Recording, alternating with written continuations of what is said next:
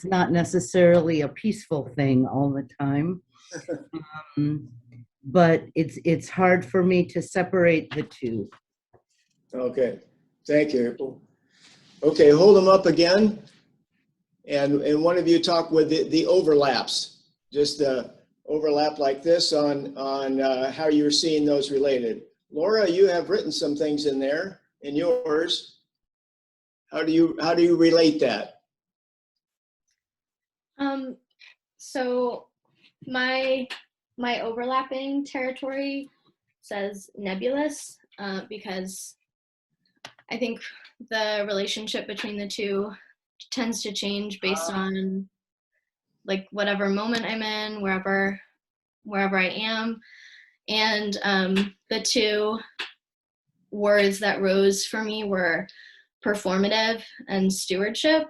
So thinking about the kinds of activism I undertake, like as a woman, as a student, I'm in a teaching position right now. So as a teacher, and I do religious education for children. So thinking about like the kinds of things that I choose to be attentive to when I'm with the kids and what I choose to omit. And then stewardship in that I find the Spice's call for stewardship is one of the most compelling for me because it encourages me to use my position, my privileges, my, like my identity to pursue activism and social change. All right, thank you. Anyone else with an overlap? Want to say how they see that overlap? Or a question for you, does it increase and decrease its overlap at times? Joan is saying yes, she's felt that. Earl as well. I didn't see it. Did any, Lance, you seem to have a slight overlap, not as big as others. Right. Yeah, I'm unmuted. I feel that's a goal to make them more together, make them more fully overlap. And I'm trying to like show where I am or where I feel I am in my journey. And I was going to comment that my spirituality should motivate my activism. And when I am active, when you're out on the street protesting and you have counter protesters in front of you, very important to stay in the spirit, stay in your spirituality and not get emotional and angry and fighting back and so forth. And then your activism to me should always reinforce your spirituality. So that was my take on it. Ah, okay. Thanks, Lance. Thanks. Yeah. So various amounts of overlap and sometimes dynamic. They may increase or decrease. Somebody had a small circle within the larger circle. Oh, Jan. Hi, Lonnie. Yeah. Okay. That was somewhat like the large circle lady. It's the activism is completely encompassed in the spirituality.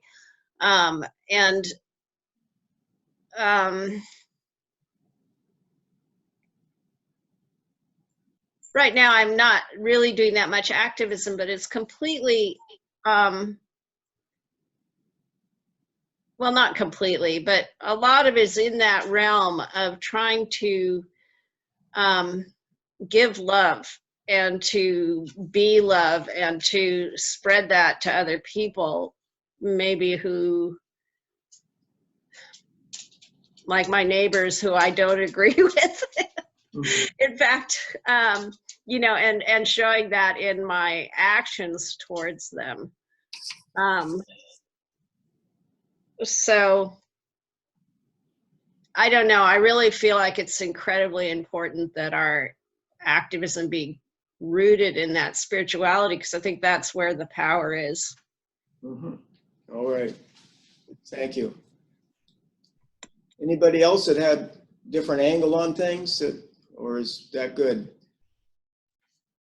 Well, one of the things, just to sort of connect it with this prospective student visit, is that, you know, what we were just doing there, both in the meditation, and as Donna said, you'll get introduced to various forms of meditation and so on when you're here.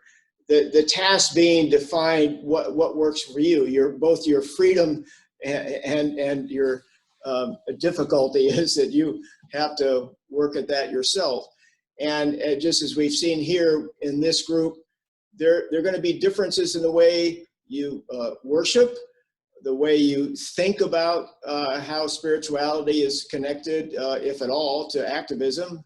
Sometimes we'll see people that just pull those two apart and say they're not related. When I'm in one, I'm in one, and when I'm in the other, I'm in the other, and there the twain shall meet. So there's a variety going on there, and part of the hope is that in these conversations around practices and so on, it helps to broaden your perspective and perhaps give you other ways of thinking about things. What I wanted to do now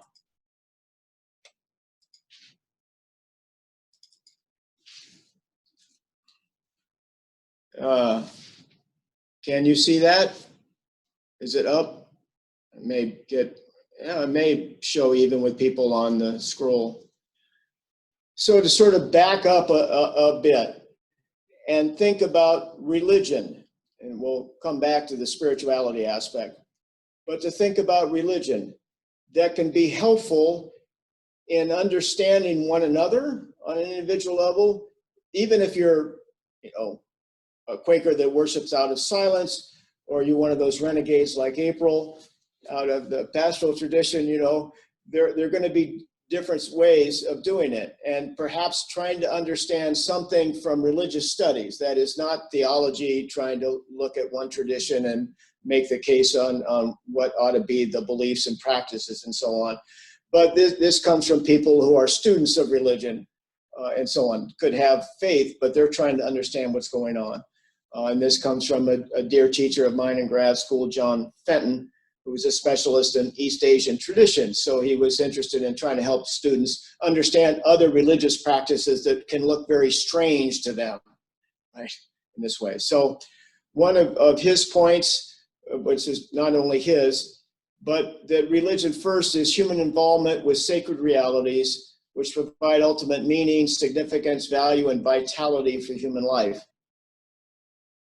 Now, the sacred realities is open. That is, it's plural because they recognize people will call whatever they call reality by different names, have different understandings for what that sacred reality might look like, and so on.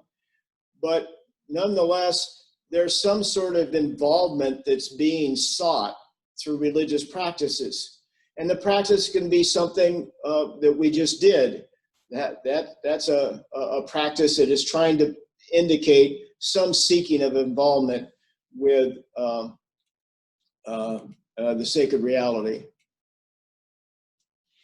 So the second is that this involvement of us in trying to connect in whatever way we are with that sacred reality as we understand it is coming through symbolic processes of transformation.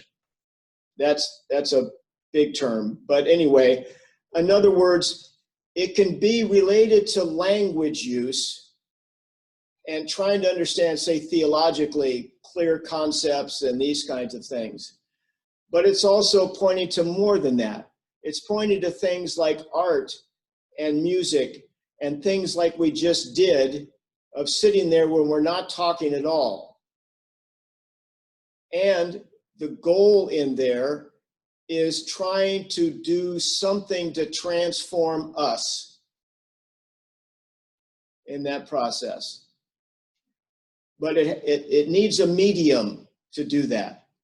It needs something going on to happen, whether it's sitting in silence as the medium or very active worship as in high church mass or Episcopalian practices or all sorts of things. And so when you look at some practice that's very different from yours, you can recognize what's going on. These people are seeking to be transformed, and this is their process for doing that. So these are then they have to be transmitted by culture for us. And a culture that develops over time systems for their symbols. So you can begin to get some sort of orientation to help you work at the transformation part. So you have, that is, you have different practices. You know, sitting in silence is one. Participating in taking the Eucharist is another. Listening to a sermon can be that way as well. It's not just the words going in your head, but they're trying to change you. And the words can mean more. They have more connotations than mere denotations of strict meaning. It's trying to expand your heart and mind through listening. So it can come in a whole variety of ways that is going on there. So what this little schema is trying to do is stepping back and saying, here's some ways that you might be able to look at what your classmates are expressing. You might go, wow, that's really weird. I would never do anything like that. Or I find that really, you know, kind of, I don't get it, right?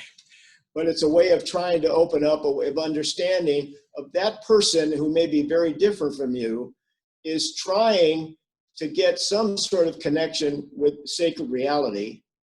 And therefore, they're obviously going to use things that they've been in touch with, that they've grown up with.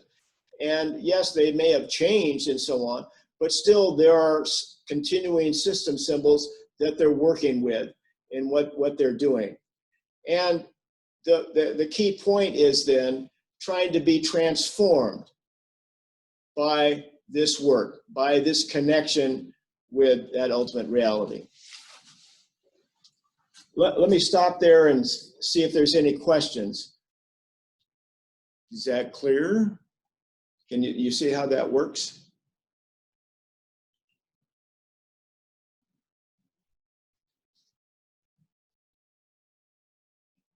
Okay.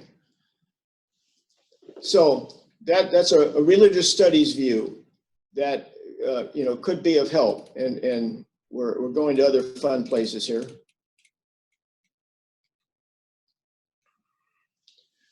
So those sacred realities, right?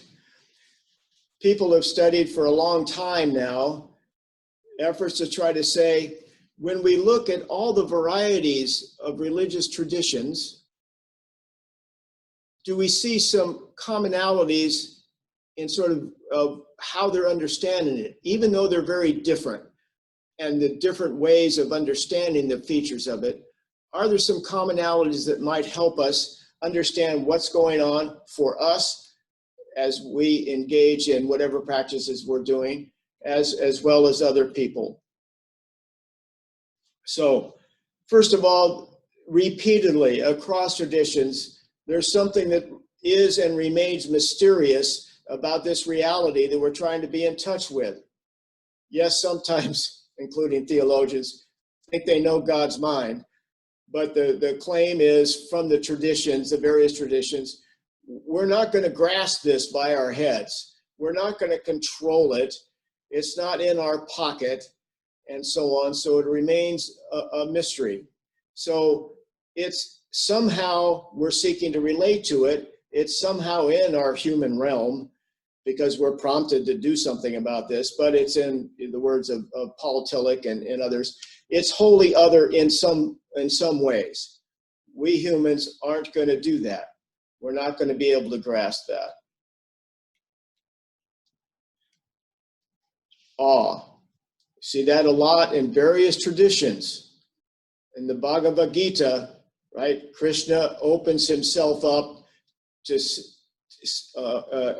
show Arjuna some glimpse of the vastness. And Arjuna, in questioning Krishna, is overcome by this. He can't understand it, and it provokes fear, but also a sense of the beauty and amazement that comes.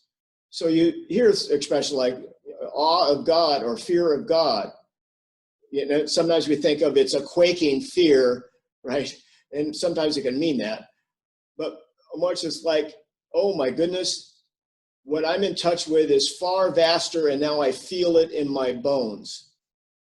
But it provokes reverence, it provokes beauty, it provokes homage in this way. It combines and transcends then the usual form of these kinds of emotions. So you can think of emotions like compassion and love and a sense of beauty, a sense of justice. In some way, those can be understood, and we can parse the definitions in various ways. But in the religious context, they take on more. They take on sort of a transcendent aura, if you will. And in some way, we recognize when we're talking about those things, it's not something I can grasp either, those particular kinds of, if you will, spiritual emotions that arise. So think about that in terms of justice seeking, peacemaking, activism. Oftentimes, and I'm confessing, I've been there, I want things to change, darn it.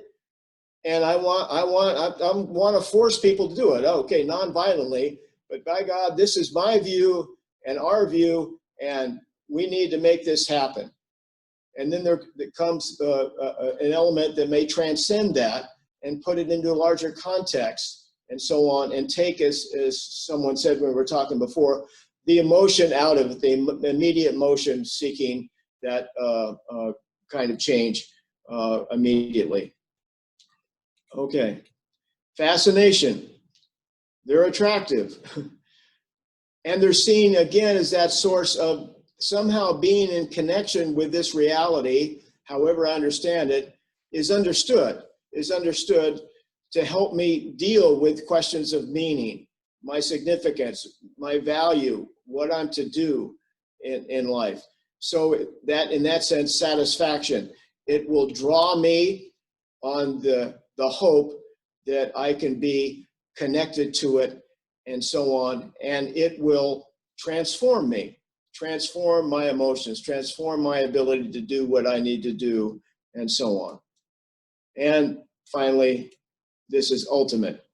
They're the final sources of satisfaction in religion. We can hold religion as sort of, as James said, a kind of a dull daily habit, where we might do some of this to some degree, because in lots of parts of our other lives, we think we all have it together.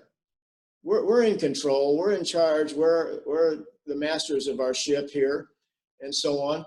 So sometimes we bump into something that doesn't work, and then we turn to sacred reality. It's sort of like prayer is the last thing you do after you've tried every other damn thing that you can think of, and they didn't work. But religion as sort of high fever, as William James put it, that it's really an understanding these are the final sources, that sacred reality. That's what I need to focus on then in my life. Other things are going to intrude, just like they did in our little meditation practices, but we need time and time again to bring our focus back to that reality. So in a way, it can be with us every day in all ways, the sort of idea of prayer without ceasing, that somehow you are in a spirit and a location emotionally, intellectually, in the mind, where that is running with you. Very difficult task, of course, but oftentimes the more you can do that, the more you're going to feel that sense of vitality and value and meaning. Okay. There's another schema for you. It's trying to step back and look at some things abstractly. Questions on that? Is that clear? And by the way, to give some sense of this stuff was, these kinds of approaches were very recent inventions, maybe about, the mid or a bit earlier of the 20th century in the West, when people kept running into all these traditions or one another who had different views of their own tradition, and would then be reactive and say, oh, this is all wrong. What this person's doing is wrong. What that religion is doing is wrong. That had been sort of a standard for a long time in that way. So in 1893, with the first Parliament of World Religions in Chicago, you would listen to the Christians who were involved, and they would be, sort of condemning, or at least saying, well, they're there, you're on the path, but there's one true path, and we know what it is. But then, to the delight of the public at the time, there was a famous Hindu that came there that was gotten well known, and he was open to all traditions because it fits within Hinduism. We don't do that kind of thing. Jesus is fine with us. He's like Krishna. He's just an incarnation of Krishna, right? So we'll absorb him in that way. So these were ways of, again, trying to understand what other people, whether individuals or groups, are doing. Any questions on that? I'm clear? Okay. All right. Religious ritual. In general, now this is looking at practices. Think of anything could be a ritual, right? That's repeated. But this is the process within different traditions where they are trying to make that connection with that sacred reality. So Quaker practice that you've now been introduced to fits in this schema. So does High Church. So does Hindu puja. So does Buddhist meditation. So does Tibetan cataphatic meditation. Lots of noise and bells and whistles and throat singing, right? Those are all very different. They can look like a confusing mess, as well as what our neighbor might be doing. So there's some sense that happens that something is amiss, something's broken here that requires a fix, that requires our working to be involved with that sacred reality.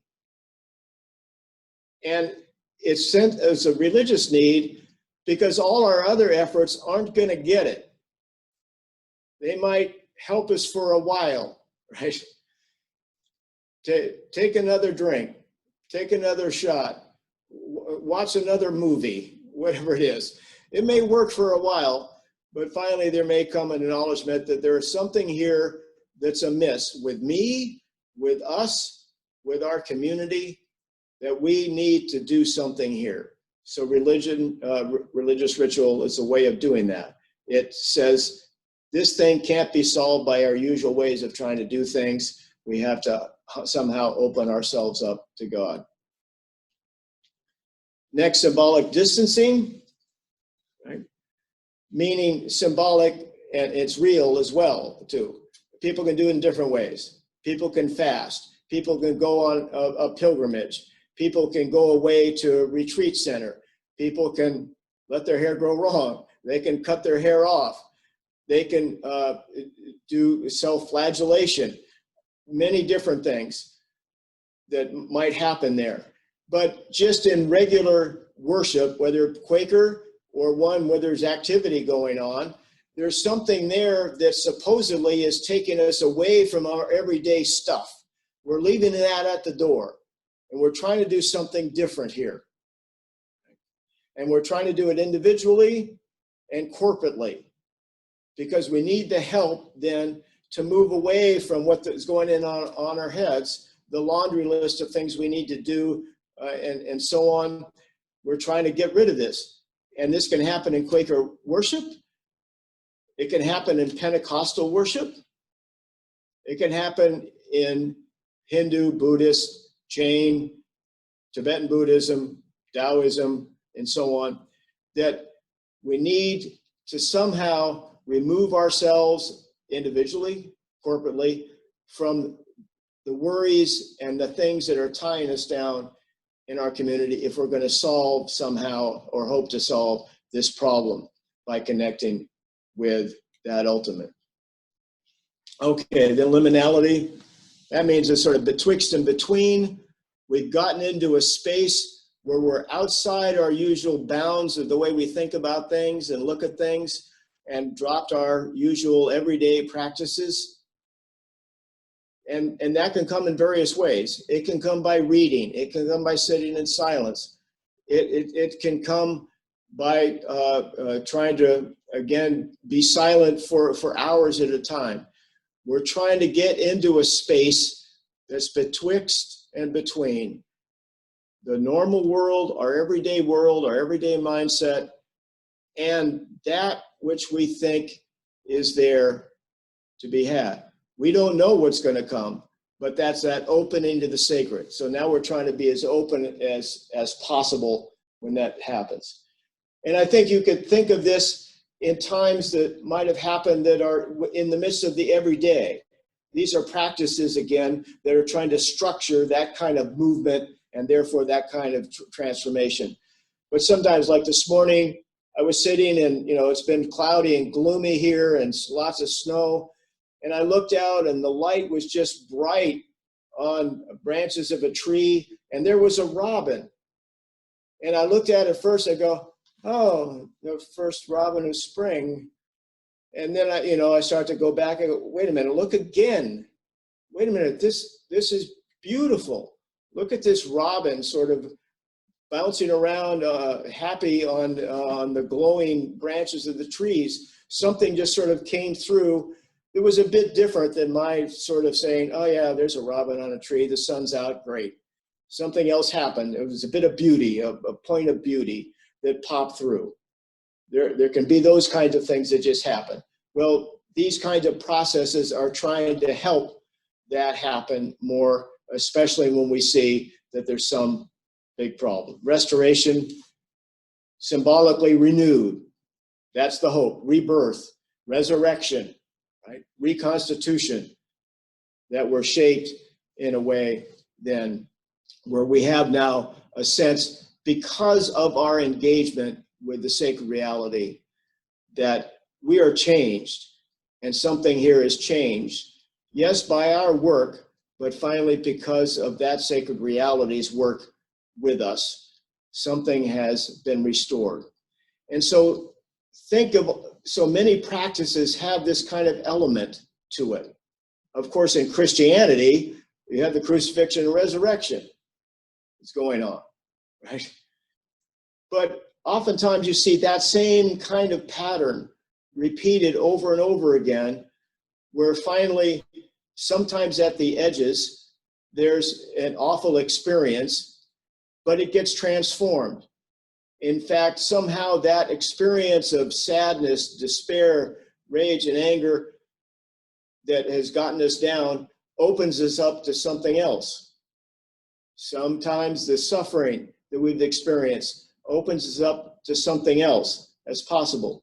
So religious rituals are a way of doing that kind of thing of, if you will, sacrificing sacred, making oneself holy by doing these kinds of practices, because you are, again, reducing your ego or sense of self or your worries and so on to be in connection with that sacred reality as you understand it.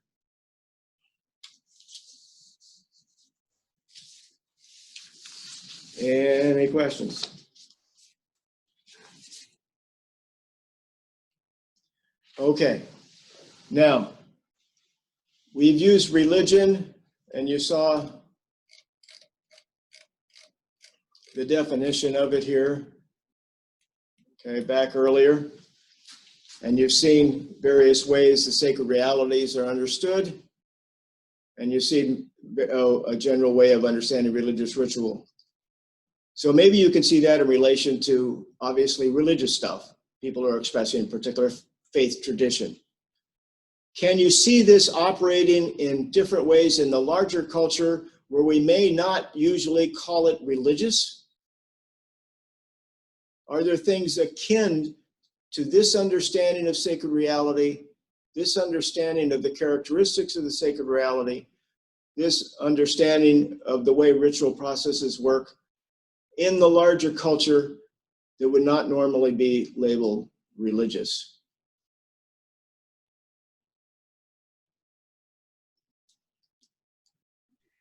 Well, our values like life, liberty, and pursuit of happiness, it takes it beyond yourself. It's certain values. Yes. And to the point that people are willing to drop everything and go off into the military service to risk their lives and risk killing others for the sake of that. So something like nationalism then could work in that way, because it has that element. Those are, as Donna put it, there's a trinity for you. And therefore people could see that as, that's my ultimate, that's where I'm grounded. Sport. Sports. Say a little Yes, more. yes. The identification with the particular team. In my case, the Montreal Canadiens. Okay. I bleed rouge, blanc, et bleu. Okay. Yes, and you suffer because of it, right? Oh gosh, yes. 27 years without a Stanley Cup. You know, next year in Montreal. Yeah, yeah, that kind of thing. Well, I mean, in the US, what's the ultimate sports ritual in the United The States? Super Bowl, Super Bowl. the World Look at all Series. that's involved in that, and so on, and the halftime presentations and the patriotism and the flyovers and the color guard, and thousands upon thousands of people participating in this and being changed by this, in, you know, suffering if their team loses and overjoyed if their team wins. That's the goal, to be transformed into winners, isn't it? Right.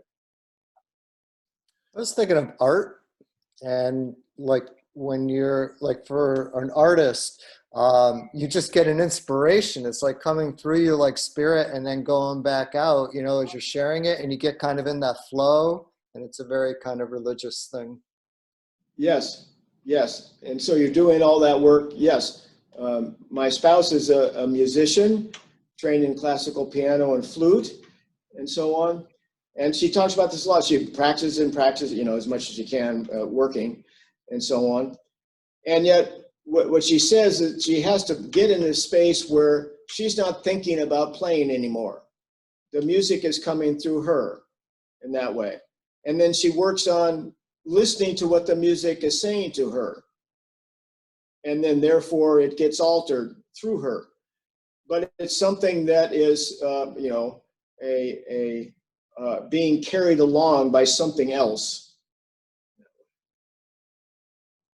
And I dare say on, you know, we touched on it perhaps with the Super Bowl, but this can go negative, right? Think of a Trump rally that we've seen. And think about how hard it's been for people to have these conversations, as one of you mentioned, with people that are caught up in that. Wow. Think about using these categories to understand that.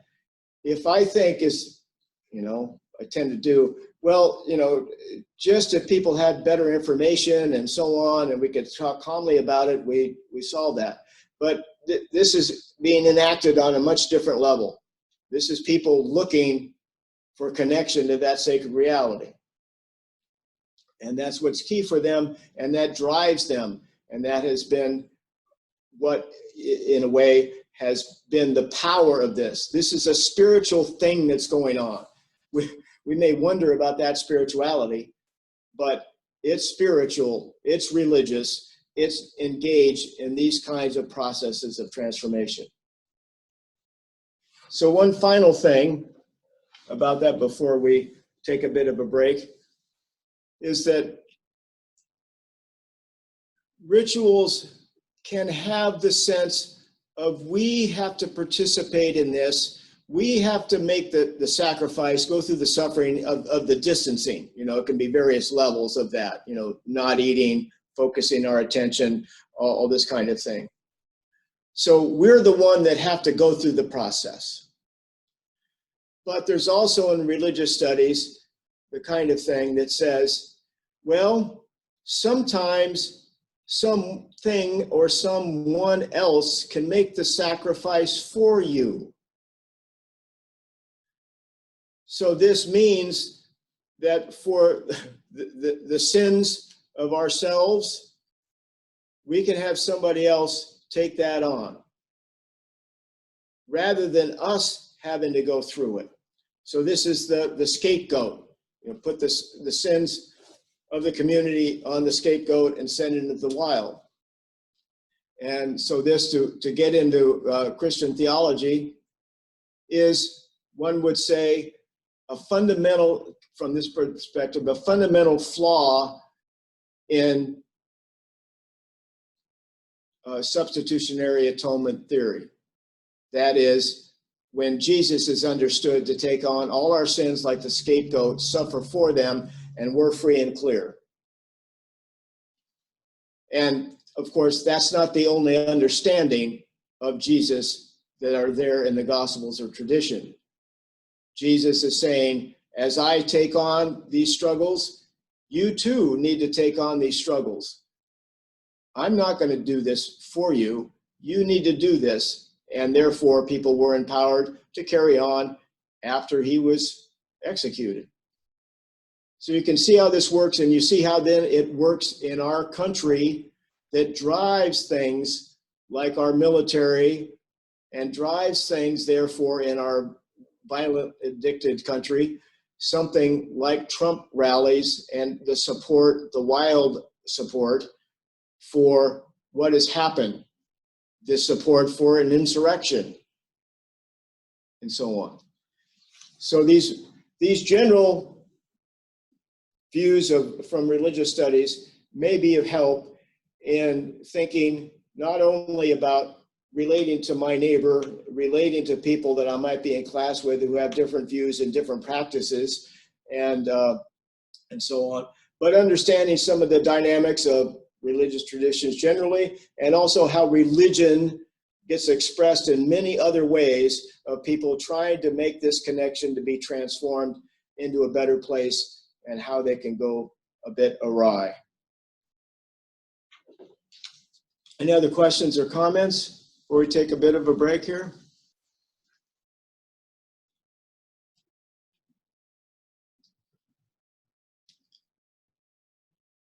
Okay. Well, hope that was hope that was helpful. So let's take a 10-minute break to 10 minutes after 2, and I'm going to talk briefly about Gandhi and his religious perspective in relation to his activism as an example. Okay, 10-minute break.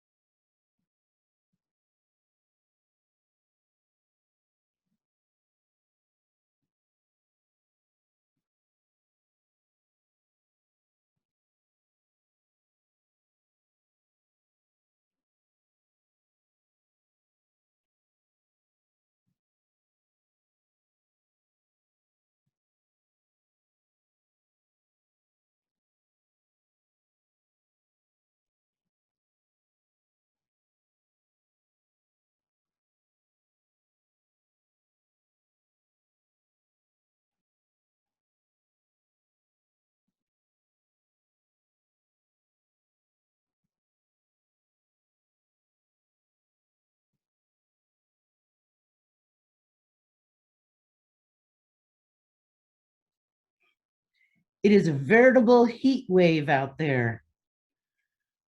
46 degrees.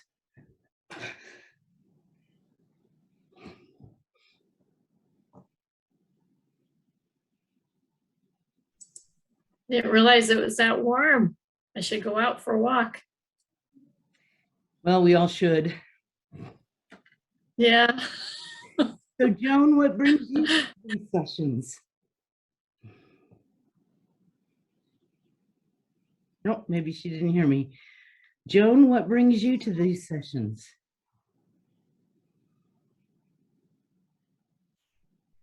You're muted, dear.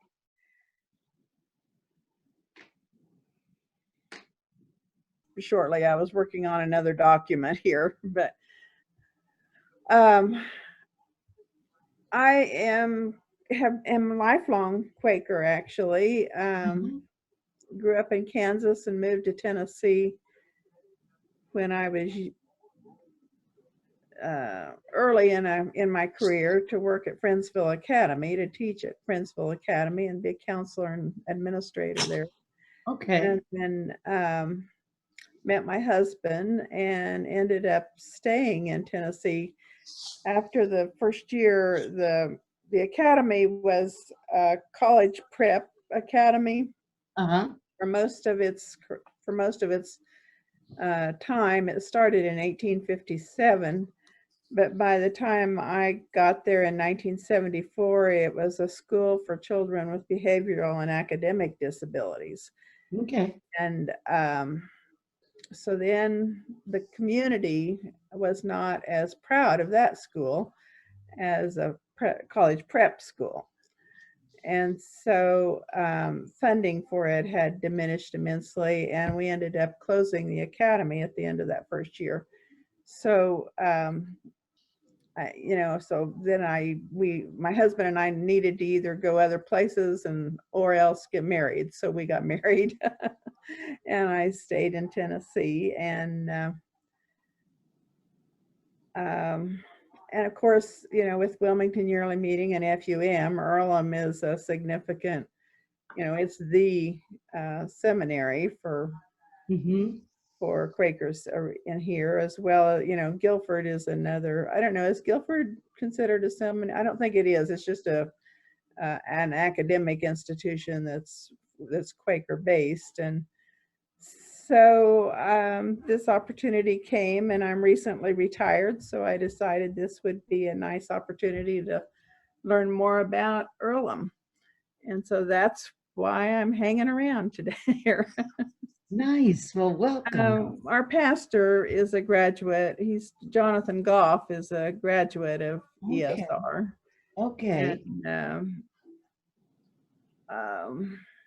And we've had several. I don't think Erica didn't go to ESR. She went to Earlham. She graduated from Earlham and then is now a medical doctor in Washington. I don't know, Erica Phelps. I don't know if you remember or would have ever come across her at ESR, but she's currently a medical. She just has finished her residency, so is currently a medical doctor. So we've had a lot of young people go. I've been to Richmond and I've been on campus. I'd like to have a more complete tour of the campus, but haven't. We didn't do a major tour of the campus. We were just there just to see where it was and what it looked like. Well, you just let me know, because my first dose of my vaccine is tomorrow morning. And so then shortly thereafter will be the third. I am excited. So after that gets all taken care of, we can tour you around. Well, I don't mean now. My husband is 91. He has actually had both doses of vaccine, and I've had my first. But right now, we aren't even having family come right now. Yeah. And my husband was very ill and got pneumonia and was hospitalized just as COVID was starting a year ago. And so that really scared me. I shouldn't say it kind of scared me. It really scared me. And, I even went to I even had a standalone generator installed so that we would have power. I didn't want him having to, deal with lack of heat or lack of cool air in the summertime. Well, thanks for taking the time to be with us. I think Lonnie's back. Wait a minute. Well, I'm kind of as long as I draw breath, I will always be trying to learn something new. So. Well, thanks, Joan, and thanks again, everybody, for being in here. What I wanted to do now is talk a little bit about Gandhi, but lift up the connection he makes to religious practices. And he had a sense of humor, but also a steely side to him. A reporter once asked him, "Mr. Gandhi, what do you think of Western civilization?" And he replied, "I think it would be a good idea." He said of the British then that the English respond only to force. And I regard this rule of the British as a curse. I am out to destroy this system of government. I have sung the tune of God Save the King and taught others to sing it. I was a believer in the politics of petitions, deputations, and friendly negotiations, but all of these have gone to the dogs. I know that there are not ways to bring the government around. Sedition has become my religion. Ours is a nonviolent battle. So he saw the reality there. Gandhi is influential in people's thinking about nonviolence and all of that in this country. Of course, there were people like Quakers and many others, and back to Jesus and beyond that, that participated in nonviolent action in the face of violence toward them, in the face of oppression and so on. Sometimes because that was all they had to work with in that way, or realize that taking up arms would just lead to disaster because the other side had more of those. So it was asymmetric warfare. They were figuring out other ways of trying to do this. So Gandhi, because of his success, got looked at by a lot of people trying to help understand how to make nonviolence work better. Gandhi said, at the end of his life, that we've just begun this exploration of nonviolence. There are many more things to be learned in what's going on. So people like Gene Sharp, who was a political scientist, started his work way back in the 60s, looking at Gandhi and trying to pull out features of what he's doing and so on. So there are practical lessons there. People who worked in the civil rights movement drew on the lessons from Gandhi and the things that Gene Sharp did, and including a Quaker, George Lakey, did during the civil rights movement, of trying to get what the lessons are there in this, what's going on. But Gandhi himself said that he felt that this was his religious calling to do. This was his duty to do. For him to understand and have a chance of relating to God, this is what he was called to do.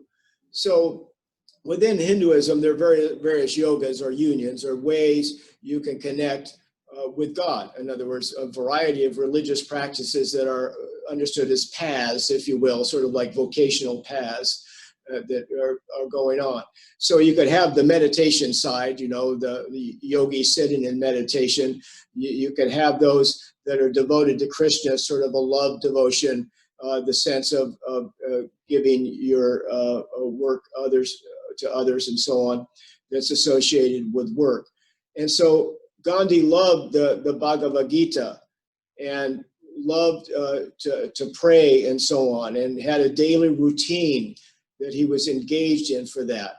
When they were negotiating with the British, finally, after all these years, seeking independence, and finally he was to meet with the king, a lot of his aides were saying, well, you dress like an Indian holy man, right? But now we're in Great Britain, and maybe we should, dress up a bit more, conforming to what British expectations might be. Gandhi, of course, had been in Britain and was trained as a lawyer, and found that didn't help him either to get respect in that system. So he said, well, I think that the king is wearing enough clothes for the both of us. So they did do that. So they were working at getting independence, and it looked like they were going to make it, and they felt they have a push. So if we get up really early in the morning and keep going, we can have this done. And he said, well, you go ahead, I have to pray. So here he's on the verge after years of struggle, and they're right there, and they think this is the time. And he says, sorry, I need to pray. So Gandhi was serious in what he was doing in terms of his religious life, and he thought they were connected. Now, how he would picture those, I'm not sure. I think there would be space there if I were going to try to draw the Venn diagram, that they certainly overlap a lot and significantly for that, and that's driving, but there's some spaces that are beyond that. One of you draw the circle within the circle there as an expression of that. So when he was working then, he wasn't doing this by himself. He had gotten noticed because people not only respect him as a political leader, some saw him that way and only that way, but others that he was manifesting something about the best that people were seeing within Hinduism. So he was called Mahatma, the great soul, for a reason. But part of the religious practices there tie into it. This is darshan. That is in many of the practices, and there's all sorts of practices within Hinduism, but the use of images that, Western missionaries came in and were, their mind was blown, 333 million gods running around, all these images and so on. My goodness, talk about idolatry running everywhere. But they didn't understand, of course, what was going on. So oftentimes in practice, an image is built for the occasion. It's not permanent. And there's a symbolic open in the eyes of the deity that's presented there. And through that, the understanding is, as the ritual practices are going on, that's a way of inviting the deity to see them and for them to see the deity. So it's not the object itself, it's a medium, right, that is coming through. It's something that is a human construction, they're aware of it, but the understanding that the deity can see us and we can see or have connection with the deity through this. So when people looked at Gandhi, part of the drive wasn't just, I want to have independence, so I'm going to follow Gandhi's program here. But this person, as a great soul, if I stay with him, this is going to be to my good and our whole community's good, because it's a religious undertaking.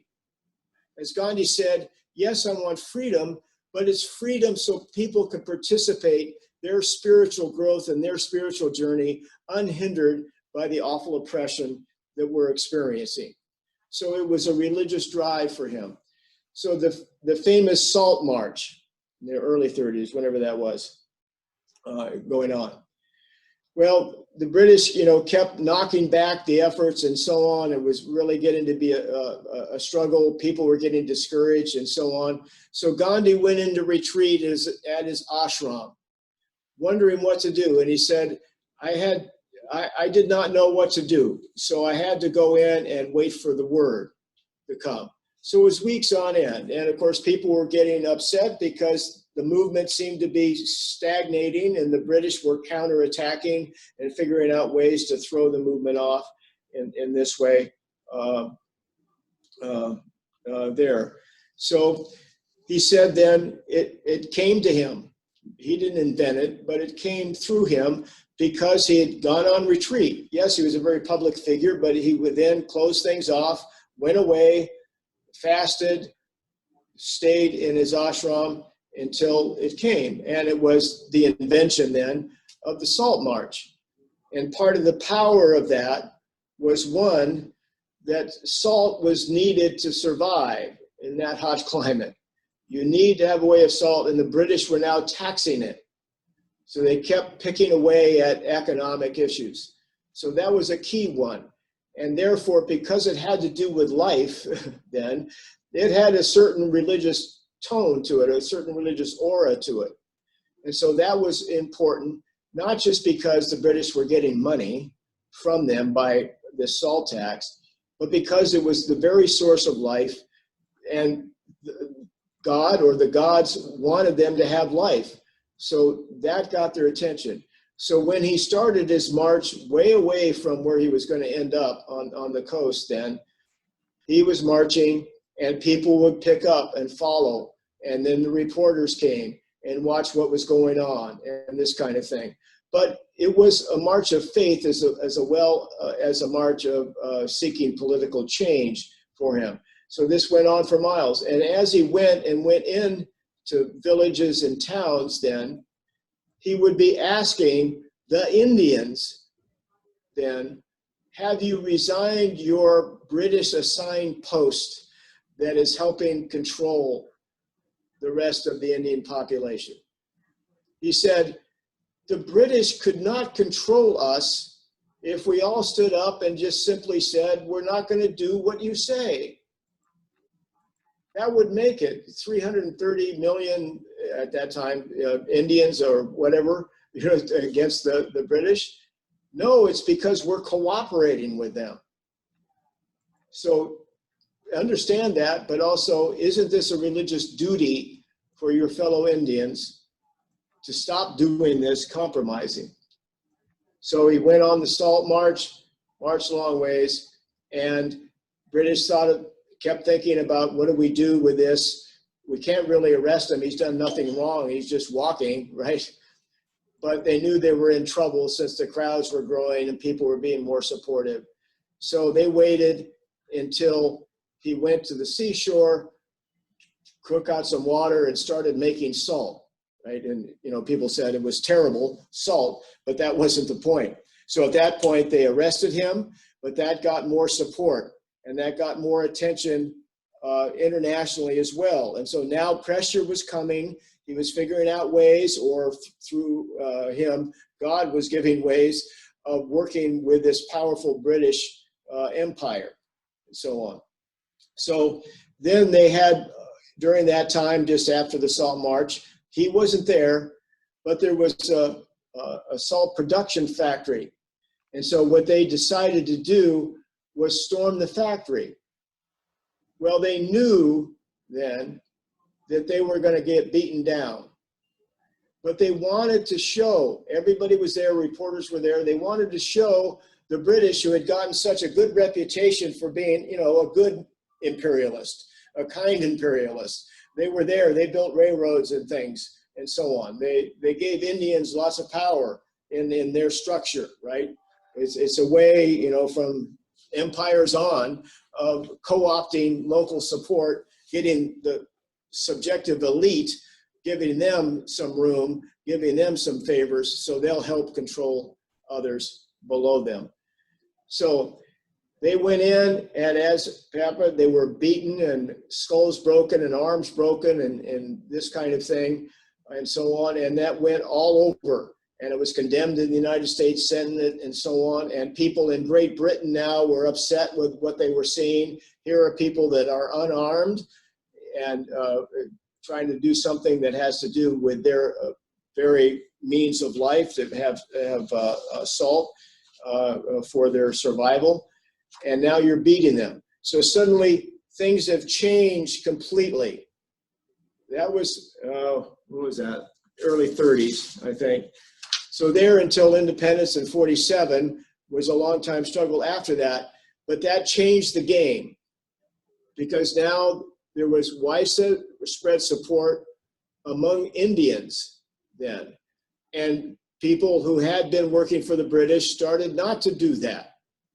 Now there were people in Great Britain itself, the imperial power, that didn't like what they were seeing.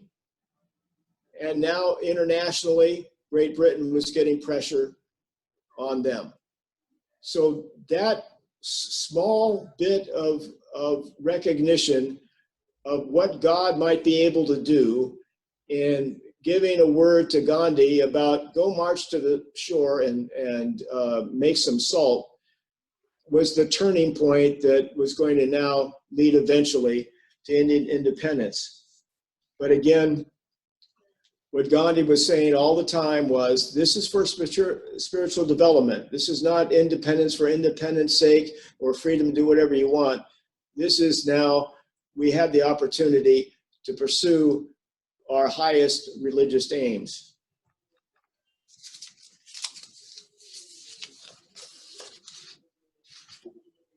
Any questions or comments? I'm sure people have read a lot about Gandhi.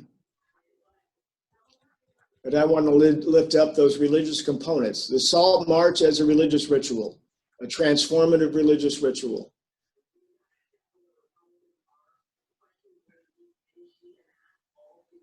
May I? Sure, April. So, okay, so you said not independence for independence sake. And I'm going back to the question that you had earlier on in this session about where do these religious things show up in places where you think they wouldn't. So when people talked about democracy and nationalism and those kind of things. So what you're saying is Gandhi adds the spiritual component that's necessary. It's not independence just for independence sake. But then what we see going on, is it democracy for democracy's sake? Is it nationalism for nationalism's sake? Is that why things go so awry when Am I making any sense whatsoever? Sure, I think so. I mean, and in the sense that those can be also covers, because you recognize the language that's going to capture people's attention, even though you're not really with them, you know. Then you can, therefore, you may not be a true believer in democracy, but you can play that game. You may talk truth, justice, and liberty for all, but you're concerned with your own power, right? That certainly can happen. But also those kinds of things can be sought in of themselves through religious ritual that then would mean, well, you're stopping short, right? Democracy is a fine thing, you know, mostly. It can get out of control. The rule of the majority can sometimes be just as immoral as the rule of the minority. But what Gandhi is saying, that high goal that so many of his fellow Indians had could stop short of what the true goal is. I mean, it's like Martin Luther King, who learned from Gandhi of saying these kinds of things that we're doing are for the good of all, not just for the good of African Americans. If we are not finally neighbors to one another and care for one another, it's not going to work. Any others following up on this conversation, or others? Hi, Donna. You can ignore this if it's not relevant, but I remember, but I don't remember the details. Didn't he have kind of an epiphany himself when he changed from, he was leading a more conventional life as a lawyer, and it wasn't very satisfying, but he had some epiphany when he changed to all this. And do you remember that detail? Because it may explain why he took this viewpoint of it being more than independence for Independence Day. Well, I mean, the way I would put it, I may be mistaken, is when he was trained as a barrister in England, he had pretty good life, right, and ability, but he recognized the racism there in Great Britain, but he didn't quite know how far it might go. So when he went to South Africa, and you can watch the movie Gandhi and see this, and so he was dressed in British clothing, he was a lawyer and so on, but he was Indian. So they said, you can't be in this car. You have to go in the back where the poorer Indians are, and the poor that are not British. And he said, but I'm a lawyer. I am at the bar in England. No, it doesn't matter. And he refused and hustled with it and got thrown off the train.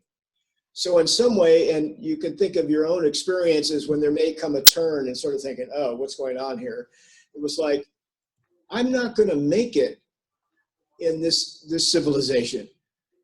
They're not going to accept me as this. I'm trying to do what I thought would be good. In World War I, he and 100,000 other Indians, had an ambulance corps. They were helping the British fight World War I.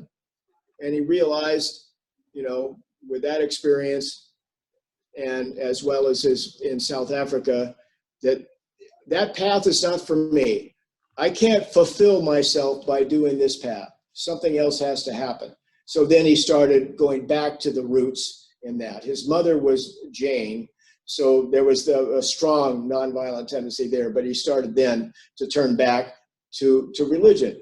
Because like many people who are facing oppression, then there comes a way, well, maybe if I act like the oppressor, they'll accept me and I'll be okay. And maybe that's my path. Well, he realized maybe that's the epiphany, that's not going to work, and this way of pursuing it won't be satisfying. Maybe it's back to my roots and exploring what Hinduism had to offer. Okay. Thanks.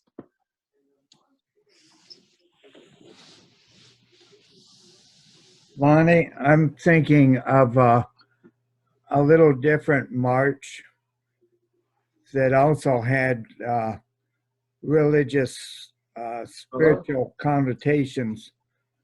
In 1986, there was a group in Los Angeles that felt called to organize a march across the United States to call for an end to nuclear missiles, or maybe it was nuclear disarmament. I'm I think so. forgetting. And they started, I think, in May. And as they walked across the United States, they gained walkers, and they gained press coverage, and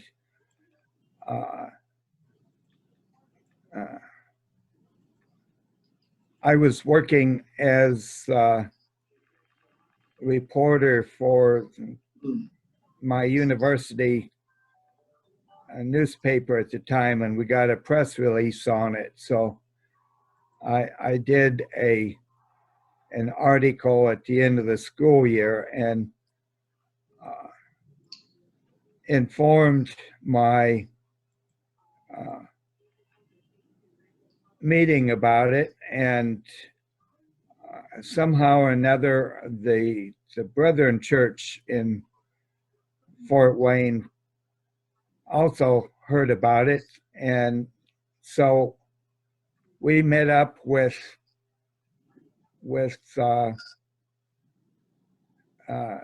this contingent as they crossed Northeast Indiana. And then they arrived in Washington, D.C. in October. And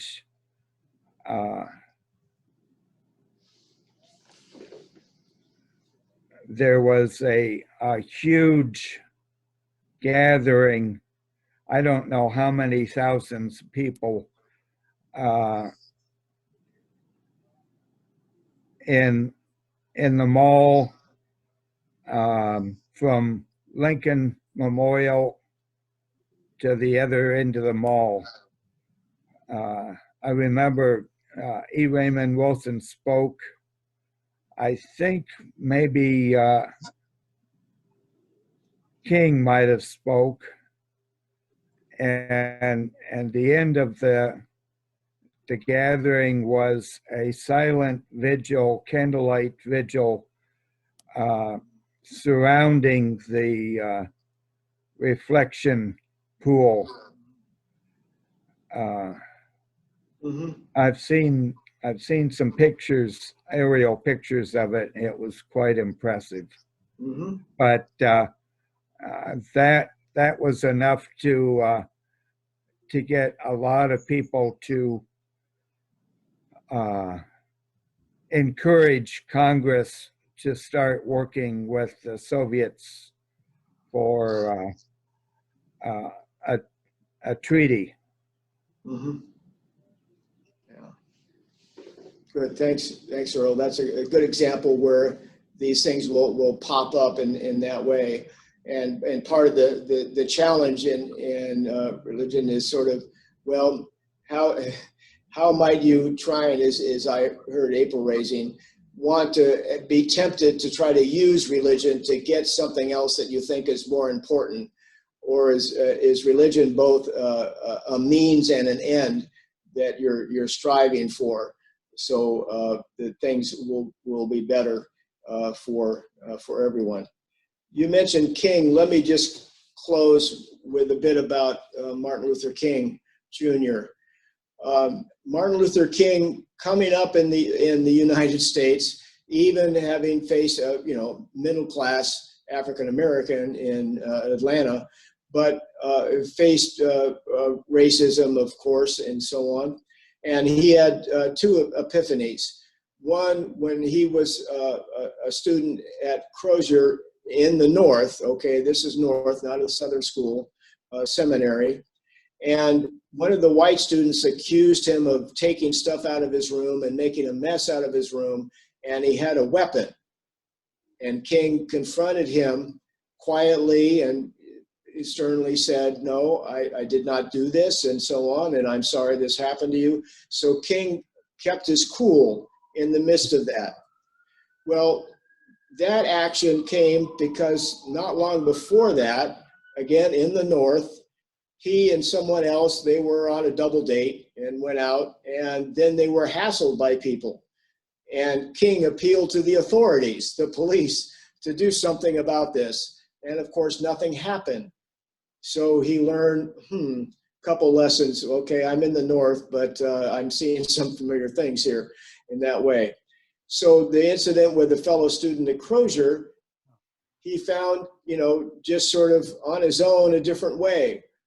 I'm going to stand my ground, but I'm not going to counterattack, and so on. And when then the seminary, as well as other white students, wanted that white student dismissed, and he was going to be brought to, disciplinary task, King said, no, I'm not going to press charges. And then that student apologized to him, and so on. So that was one sort of epiphany that happened for him, both in terms you might think of learning about nonviolent direct action, but also something about what he was struggling with in learning compassion and love, even for those that aren't treating you well. The other one for him is that he was well trained in sort of the ethos of the time. This was a time of Reinhold Niebuhr. This was a time when Christians, and Reinhold Niebuhr had been a pacifist. He'd been head of the Fellowship of Reconciliation, and he abandoned that in World War II and said pacifism doesn't have anything to say, this kind of stuff. Wrote an article, a piece on why the Christian church is not pacifist, right? And so on. So counter to all the Church of the Brethren, the Mennonites and peacemakers and pacifists and all other denominations, certainly it goes beyond the Peace Church, he was an important spokesperson of promoting that view that sometimes violence has to be taken.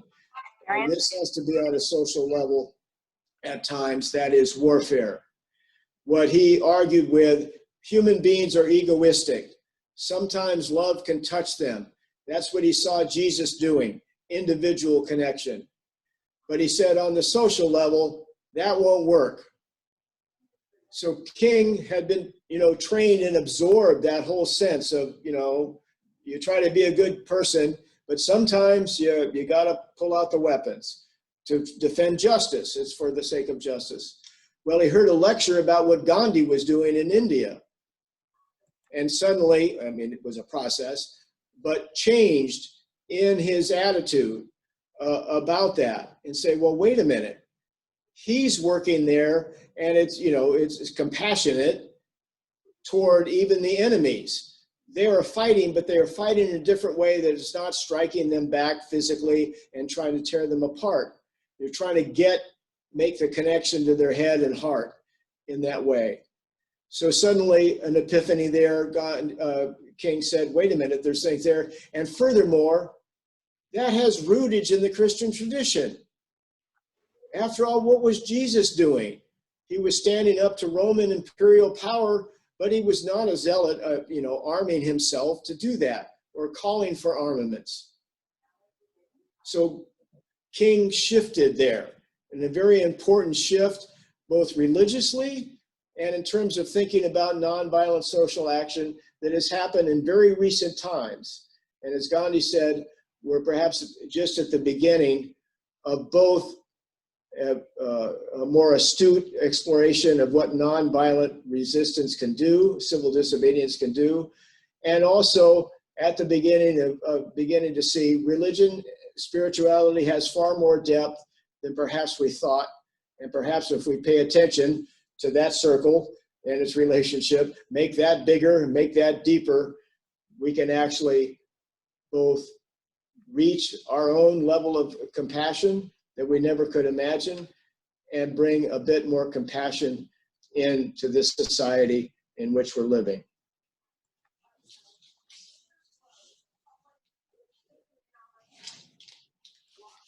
Any closing comments? We're about at time. I needed to remind you, the next event is at 3:30 with Grace. It's a book discussion, so you're invited to that one. So I hope we've kept you busy here, and I hope you have some time too to take some breaks.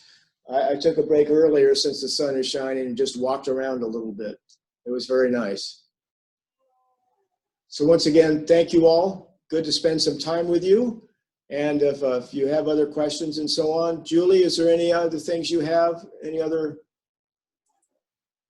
Can't think of anything. Just if anyone has any questions about any of the courses coming up in the fall, let me know. I'm working on the course listing right now that I can easily send to you.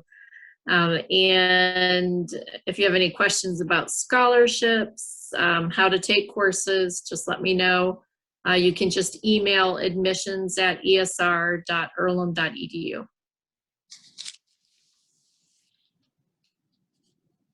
All right. Thanks, everybody. Take care. God Thank bless. you so much. I have a question about liminality. Okay. And I'm just trying to If you understand. have to leave, go ahead and leave. Don't feel, okay. Yes, Joan. Do you have time to ask? Yes, I do. Okay. So would that be something that creates like a transition, a catalyst type thing that creates a transition or a catalyst in how you're thinking or how you're moving spiritually? Well, yes, I understand it. It not necessarily a catalyst, perhaps, but it's being open as much as one can to the action of that sacred reality, whatever you call its name, to make connection. Because you've tried to distance yourself from the normal everyday activities that beset us, our mind and our physical things that we need to do, and set those aside and push that to the limit, right? Your liminality is at the limit of the everyday, and therefore that's the opening. So that space then is the place of transformation, and then moves into restoration, rebirth, revitalization, however you want to talk it. You're muted. You're muted, Joan. So it's not necessarily the catalyst, sorry, but it's the space where the new idea, new way of thinking comes. Would that Yes, be better? and understood. It's not in my control. I haven't catalyzed it myself. I haven't made this happen myself. I've tried to set myself aside in that way, in all my planning and my great skills at making changes and so on. Here, I now am open up to try to get a sense of divine. So, thinking in terms of Quaker meetings, of trying to be open, what may come to me when I'm there, when I'm not the one doing the activity, trying to make it happen. Is that making more sense? You're muted again. So it's kind of the idea of let go and let God, open up that space to a. Yeah, there you go. Okay. Yeah. Thank you. I'm sorry. Sometimes it takes me a while to put together an idea, and I was still mulling over that. Okay, sure. Good. Thank you. Okay, Joan, thank you. Glad you could be with us. Bye. All right. Okay, everybody. Bye-bye. Take care.